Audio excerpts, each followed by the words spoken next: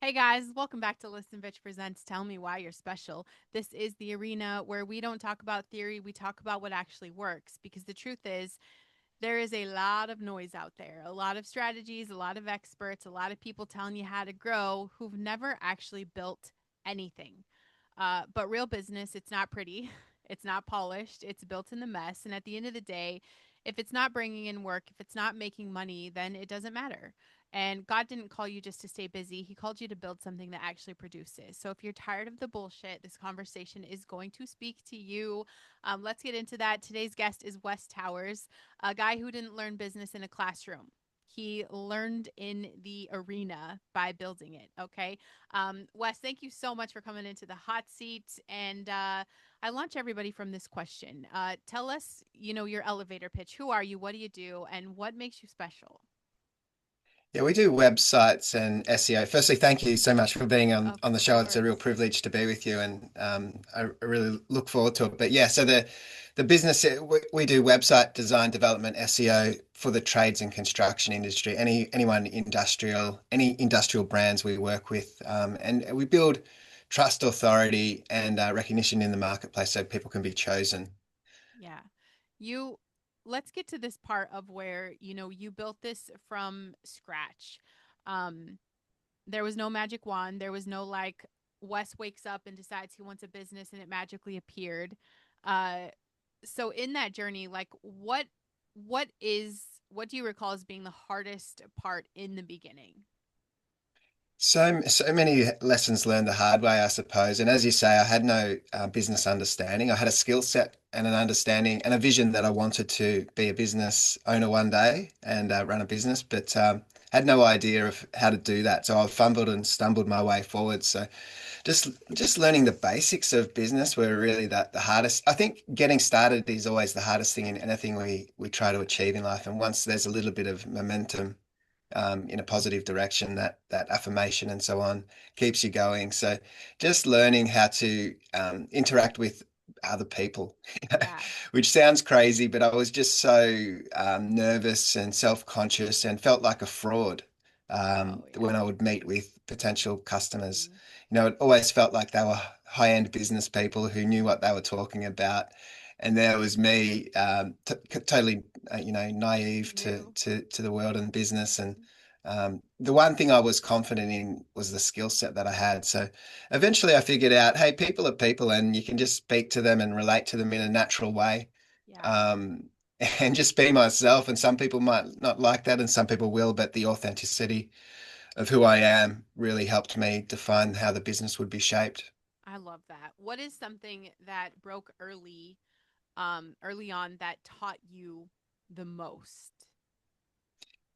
Yeah, well, one of the things I think we always learn through hardships and challenges, and it's almost like refining us, Mm-hmm. that purging of what's not perfect, like a refiner's fire. So one of the big learning opportunities, we'll look at it in that light now, but at the time it felt like a horror. Sorry, Yeah. it felt like a horror scenario where I took on a project that we should never have taken on, and I took it on for all the wrong reasons. So I had a lead developer at this time. It was still a young business, but I had a small team with me, and the lead developer I could sense was getting a little bit bored with the work. Yeah. He was a brilliant mind, and so potentially our work was below his skill set.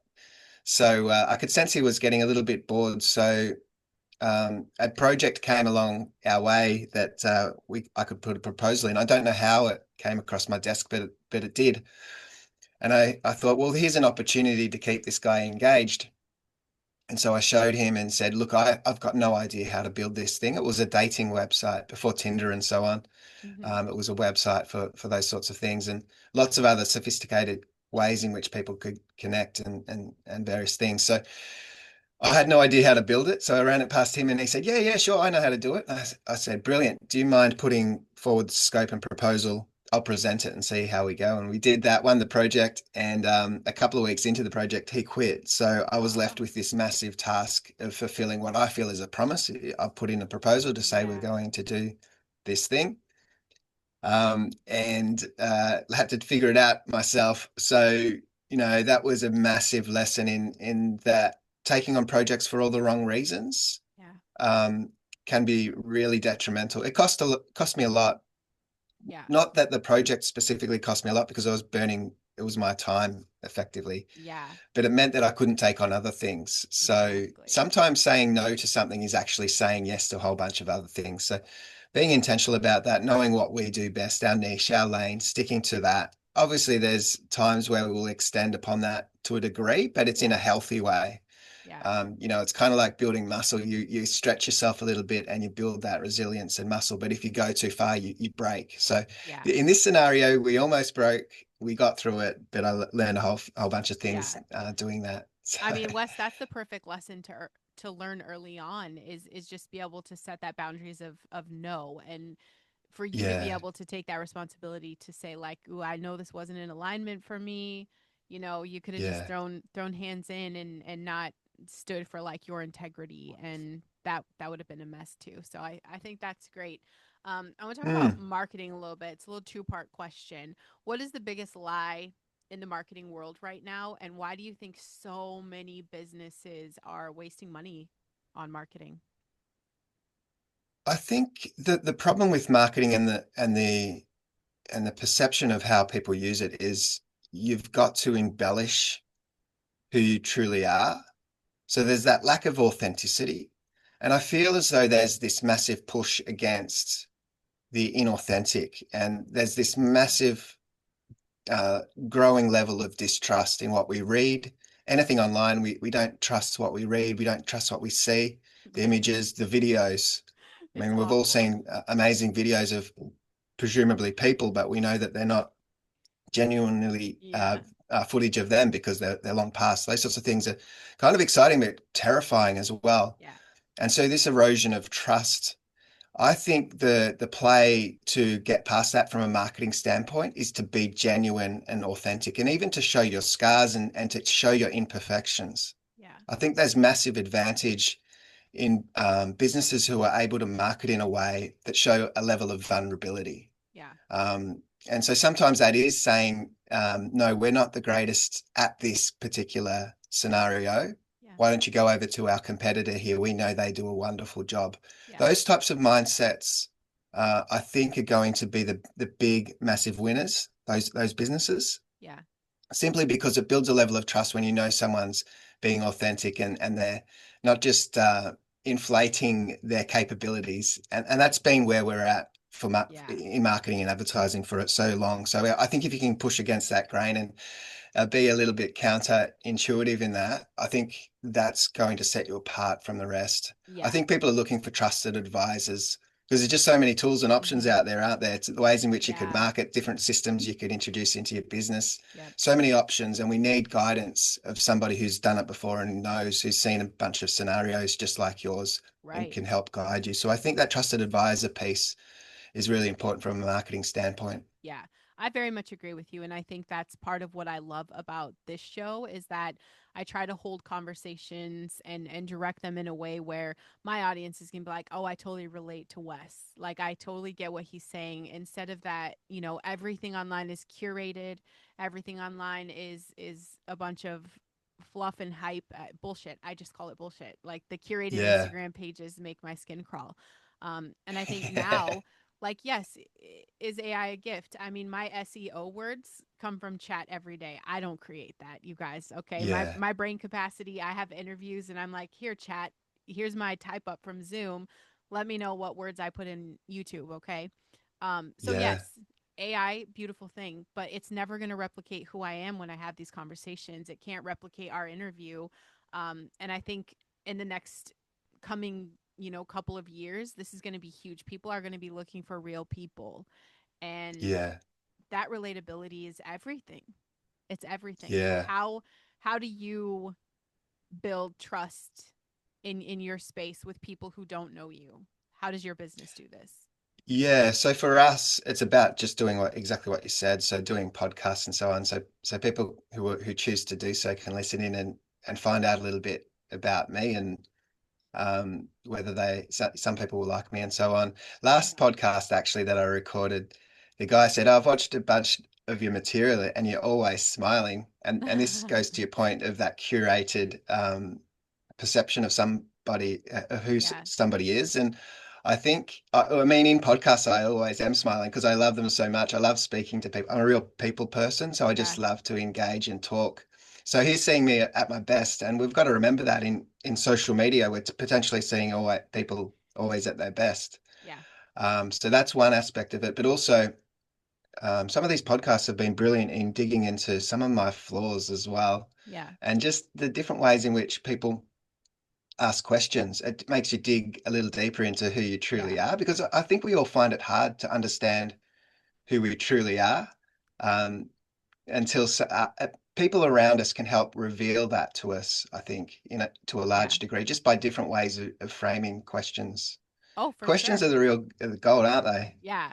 Questions are they are the gold, and it's, it you got to get creative sometimes cuz not everybody, I've had, people on the show. It's a baby show. I'm like 2 months old, okay? Um and I've ran into a couple conversations where they don't want to talk about the flaws, and they don't Yeah, want to talk about their struggles. And to me, like, how can I humanize this? And it's that holding yeah, compassion for them for saying, the most insecure people want to look, they're so worried about everybody's perception. And so it made it easier to reframe the questions, right? Like you can just yeah, kind of see, but I think humanizing them, yeah, like you're having these conversations and you humanize people. There's not a conversation where I haven't had a great takeaway or learned something from a guest or just been inspired. Shoot, I've made some really great friends over the past couple weeks just doing this. So I think, can we just bring back conversations and humanize yeah, people? Like, can we just do yeah. that? It's so That's exactly simple. right. Yeah, it's Yeah, so simple. What is we're doing that for, yeah, yes. go on, sorry. No, no, no. How do you how do you how would you advise people to, stand out in the world right now where, everything does kind of sound the same? Yeah. So being the thought leader of the tools, so you mentioned ChatGPT and so Yeah.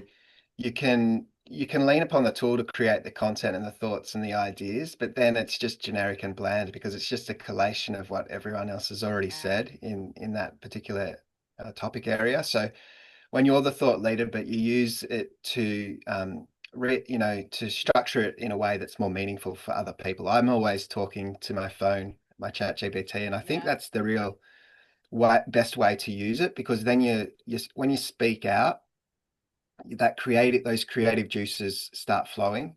There's real power in speaking, but also there's the benefit of there's just so much more information.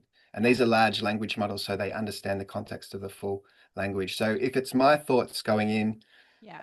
but it's just helping to guide and shape it into a meaningful way that other people can digest and consume, because my thoughts can be pretty random and Yeah. sporadic, and they don't necessarily translate into something fully articulate sometimes. So Yeah. sometimes I'm just grasping, something's playing on my mind and I'm kind of thinking about it from a marketing standpoint and I want to share it, but I just can't get it into a format that's really suitable. So, and I might be out and about, I might be driving, and just start speaking to my phone. And by Yeah. the time I get to wherever I've got to, it's something that's polished and refined, because the tool has helped me do that. But it's my thoughts. And that's how we fight against being generic and bland. We're trying to Yeah. bring something unique and beneficial and a different perspective. Yeah. So, but for our clients, I mean, a lot of them are trades, construction type businesses, industrial brands, and they're really pragmatic, down to earth, practical people. But they've got other ways to showcase their uniqueness. So they've got great projects. So simply just showing the projects and the case studies that they've worked on. I mean, there was a client we launched a website for a couple of weeks ago. They've done some brilliant buildings, but I had no idea when I started working with them. And then once I started understanding the quality of their work, we Yeah. just had to show them as case studies, because that's authentically something that only they can say they did and share about. Yeah. So some of the photographs weren't polished, but they show the building and people go, they recognize buildings around Australia, probably in the world in some ways, some of the buildings. So just Yeah. showcasing what you do and who you are.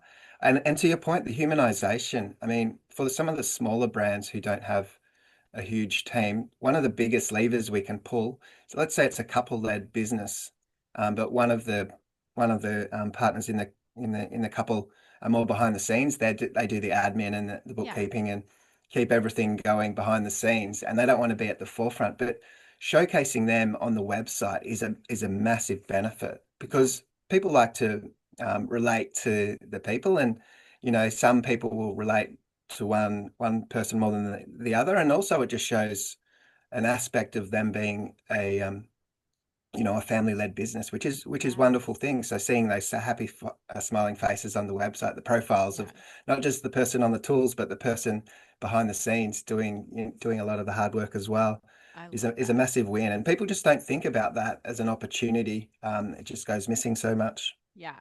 And especially, I mean, the person that's behind the scenes, it's not going to be their idea, right? That's not going to be my Yeah, idea. If I run behind the scenes and I don't want to be the face of something, it's not going to be my idea to be the face of anything. So that yeah, makes a lot that of introvert sense. type of person. Yeah, for sure. Yeah. What actually makes a website convert and not just look good? You've got to be, it's all about the message really. So everything we do is geared around making sure the message is clear and concise and compelling and just people can grasp it super fast because we're all rushed online. Our attention spans are eroded for a whole range of reasons. We can't fight against that, but all Right. we can do is make sure we tailor the websites for that. And so even designing it in a way that guides the eye through the core messages. Now, some people will most people will only scan through and pick out parts that they want to read. So it's about designing it in a way so those most important aspects are digestible and Are are understood, highlighted. but then to take action. What you want everything to lead to some form of what's the next logical step? What's Yeah. that action you want them to take? Request a quote, make a phone call, book something into the calendar if that's what it is. So you've always got to think about what's the next logical step you want them to take as a consequence of reading this one page. Every Yeah. page has its unique opportunity.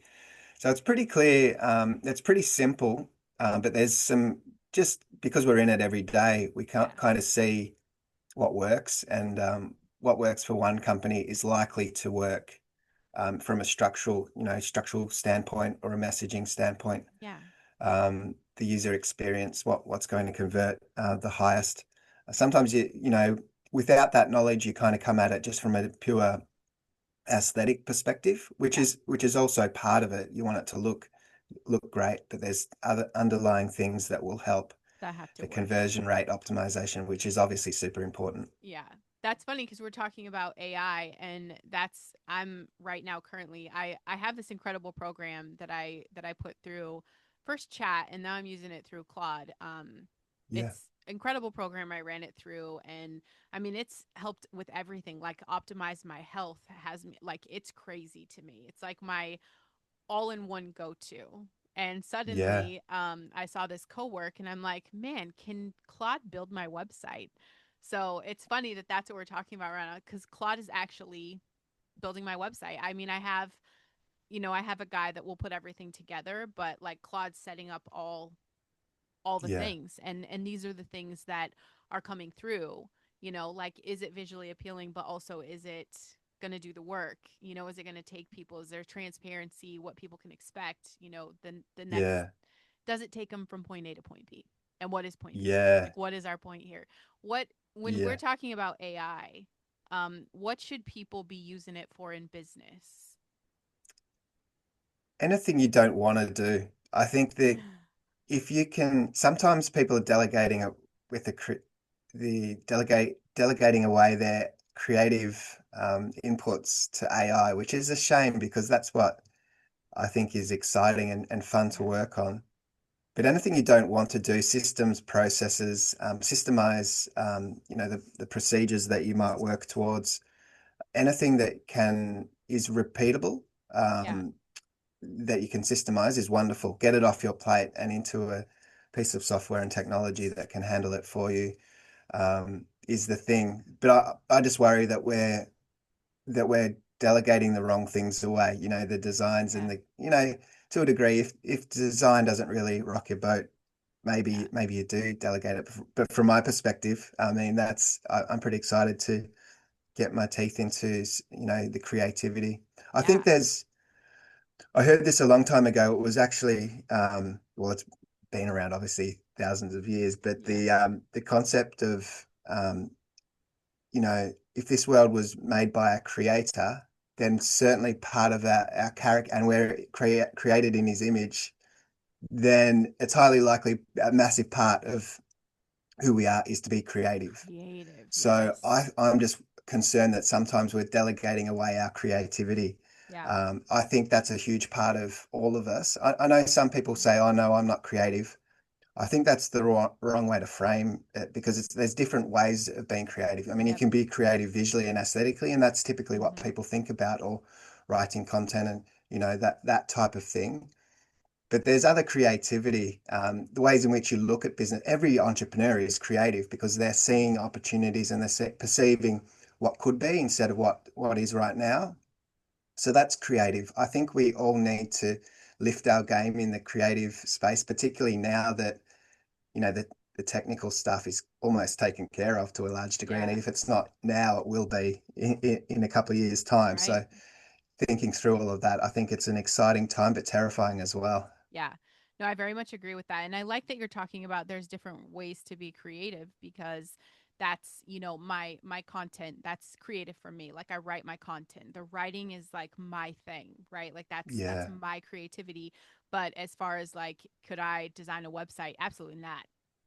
I yeah, have no I don't know the first thing about that. That's not on my wheelhouse, right? Or, you know, mm, it really is just different for everybody. But I very much agree with you. Like we are called to create. Every single day we should be creating something, whatever that is for people. And I think yeah, that's the point of the human experience is we're all going to be really yeah, great at something, and then we kind of work with each other to figure out what else we're not great at. Just like, I can have Claude build this incredible website, but Claude can't do the code, right? Like Claude can't actually plug it all in to yeah, my thing. So I still need someone who is creative in code.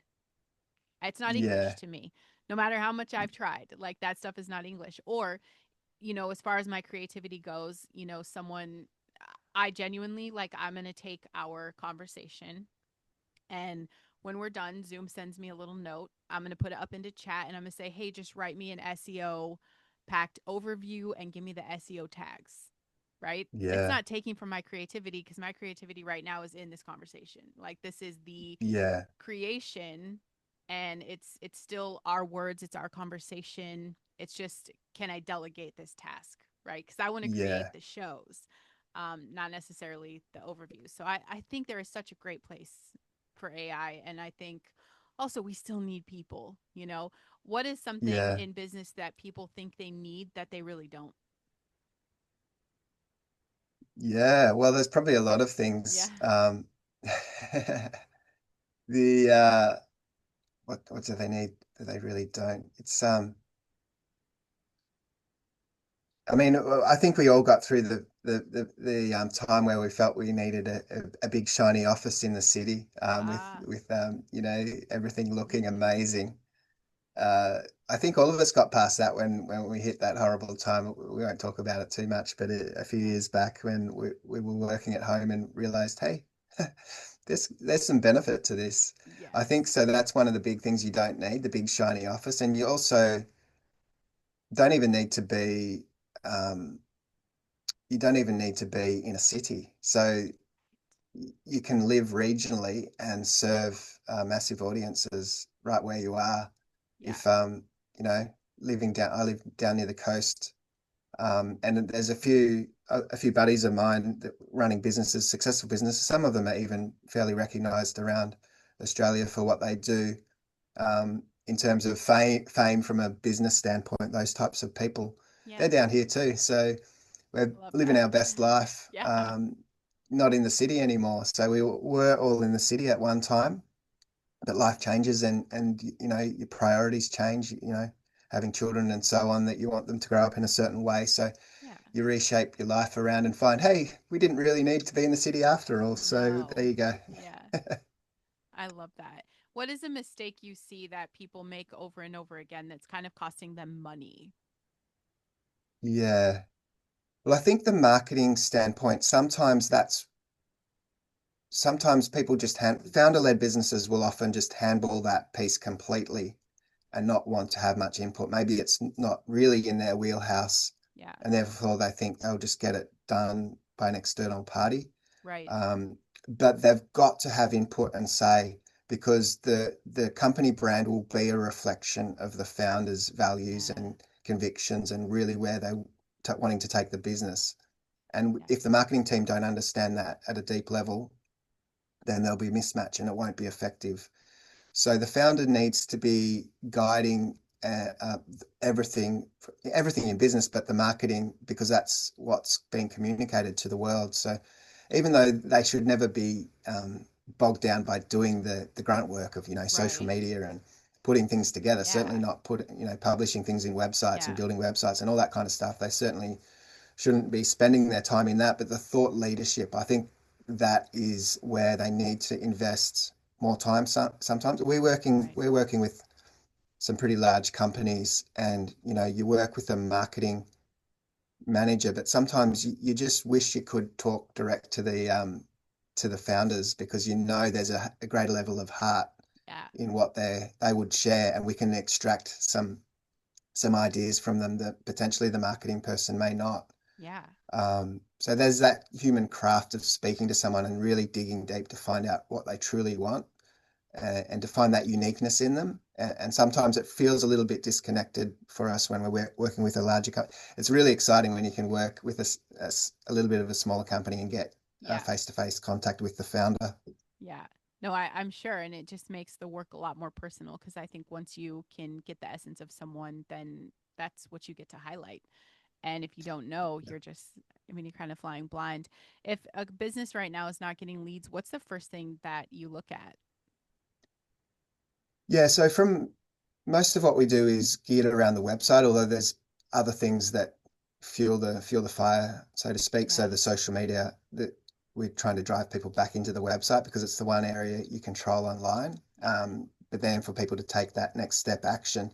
So it depends on whether there's a traffic problem, so just not enough eyeballs on your website, or it's a conversion problem.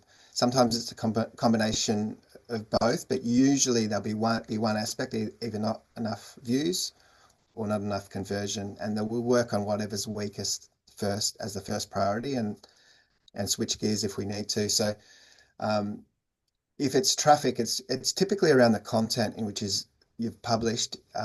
You've got to fuel, just like you do with these podcasts. You've got to Yeah. structure your content in a way that it's digestible by Google, but also large language models these days.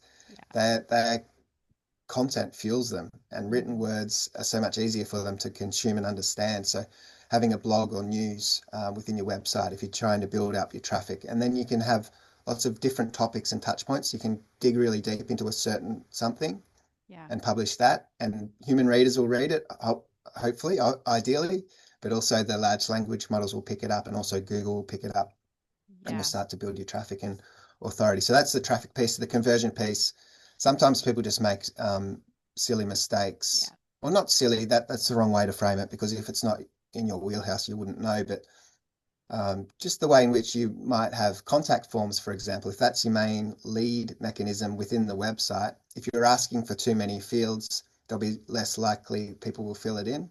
So sometimes just stripping back a contact Yeah. form to the key foundational things you need to Yeah. get that lead flowing through, it makes a massive difference. So that's Yeah. a really quick win sometimes that we can pull, just remove a whole bunch of stuff that Right. is unnecessary. So you don't need my name, my address, my email, my phone number. Like that's the stuff that's turning people off. Absolutely, because that Yeah. privacy is a massive concern as well. We're Mm-hmm. all growing more concerned, and as we should be, about our private data. We Yeah. don't know where it goes. You punch it Right. into a website, you don't know where it goes. No. Um, and you don't even know whether you necessarily want to hire that company to do Yeah. whatever it is at that time. You're just making an initial inquiry. You haven't earned the trust and respect of, to the company hasn't earned that yet. So Yeah. you just want that initial contact, and you can follow it up by Yeah. however you want to follow it up to get a little bit more info when you need it. just even on my side of it, if I go to a website and I just want information, like you said, and they're asking me for an email to get the information, I'm out. Like, Yeah.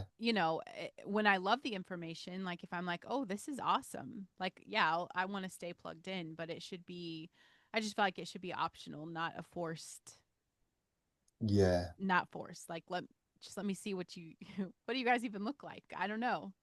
What is Yeah. it that you do? So just trying to get information. I think you're spot on with that.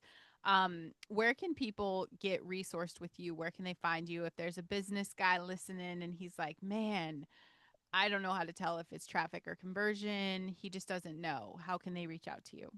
Yeah, we do a lot of strategy calls, and so uplift360.com.au, and you can book a call with me directly there. There's no obligation or anything. And uplift360.com.au, that being an Australian website, but don't let the Australian piece deter you. If you do visit the Yeah. site, you'll see there's lots of global brands are featured there, even on the homepage, a whole bunch of brands you probably recognize. Yeah. Big button there, you can call to action button to book that strategy call with me there. That's awesome. And you know what's funny? I just looked at my analytics on this show this morning, and Yeah, the least amount of people that listen are from the United States. So the show is actually really global, kind of everywhere. Yeah, I had to double check because I'm like, this doesn't seem right. What is going on? But yeah, no, it's they're all over the world. So um, brilliant. weird side note. Anyway, Wes, this is the Yeah, part of the show where I want to tell you what I think makes you special, and it's not just that you understand business; it's that you've done it, you've lived it, you've been in the arena, you've been in the mess, you've made the mistakes, you figured out what works, and you cut out everything that doesn't. So you are someone that it's very obvious. You don't just sell ideas, you are delivering results. And in a world full of noise, I think that matters. And I think that makes you special. To everyone listening, you guys stop overcomplicating it. If it's not working, if it's not producing, if it's not bringing in the results, it's not the move. God didn't call you to spin your wheels. He called you to build something that works, to be clear and to be focused. And please remember that your mess is your message. Okay. Those lessons are how people are going to understand that you understand them, even the mistakes, even the things that don't work, even the hard lessons. And that's where your authority comes from. If this episode spoke to you, or you know someone who needs some help with their business, needs that consulting call, please share the episode out, because you know someone that Wes and I will never meet. And without your help, we can't ever get them resourced. So make sure you share this out. And if you guys are ready for the hot seat, come tell me why you're special. Wes, thank you so much for waking up early this morning to have a chat with me, or to make that, an early part of your day. I appreciate your time for the show. it's been brilliant. Thanks so much for the opportunity. I've Of loved it. course.